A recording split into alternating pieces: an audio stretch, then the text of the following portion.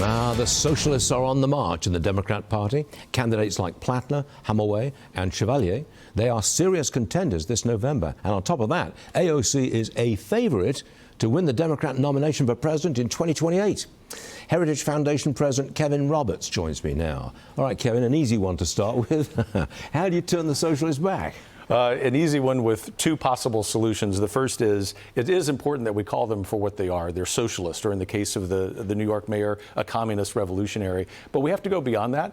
We actually have to connect the dots for the American people who have been maligned by a generation or more of really poor education. We need to explain, in other words, Stuart, what it is about socialism that kills innovation, that causes higher taxes, that undermines the American way of life. But the second thing we have to do politically is we have to run candidates on the other side who are the best contrast to them. For example, the Texas senatorial nominee, Ken Paxton, is a great contrast to this knucklehead, James Tallarico, who's running on the left, who tries to present himself to be moderate. In other words, if you run sort of milquetoast Republicans or conservative candidates who can't offer that contrast, you're not giving the electorate much of a choice. You've got to come right back at them. Hard, very strong. Hard.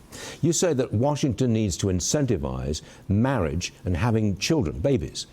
You believe that restoring the American family will solve a lot of problems. Make your case. I would start by saying... Do we need more marriage and more babies? We do. It's really that simple. We know objectively, even from scholars who are left of center politically, that the most important institution in society is the family. And the second thing that I would say is we don't want to go the way of Europe.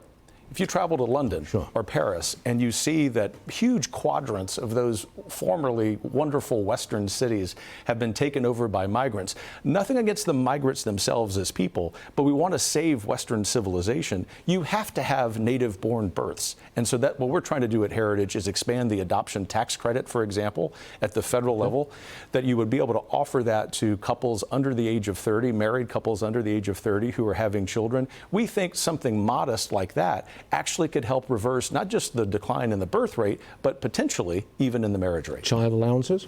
Absolutely. Raise that?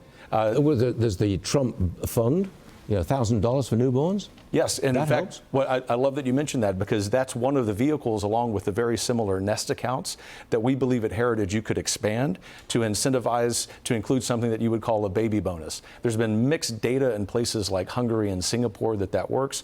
In the nation of Israel, however, those have been resoundingly successful. So there are great examples, or at least one great example of how you can do this successfully. How do you convince people you should get married? Well, like a little finger wagging, you should be married. And I don't mean it this way, because sometimes I do that myself, is not to wag your finger, right? Especially when you look like you and me. But to say this is a free choice. It's America after all. But because some public policy has disincentivized marriage and birth, at least 13 disincentives in some of our safety net programs for those two things.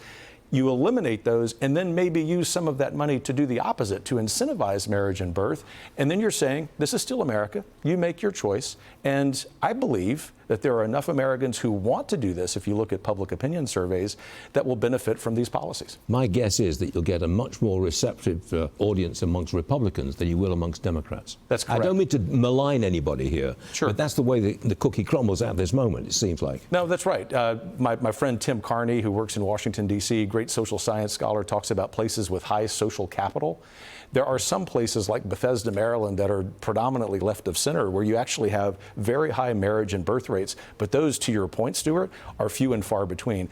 Ultimately, that would be great, right? Because we get to the middle part of this century and conservatively minded people are having more kids. I like the effect on public policy from that. Yeah, that's very good, very good. Kevin, good stuff, and thanks very much for joining us. Thanks for having me. We appreciate it.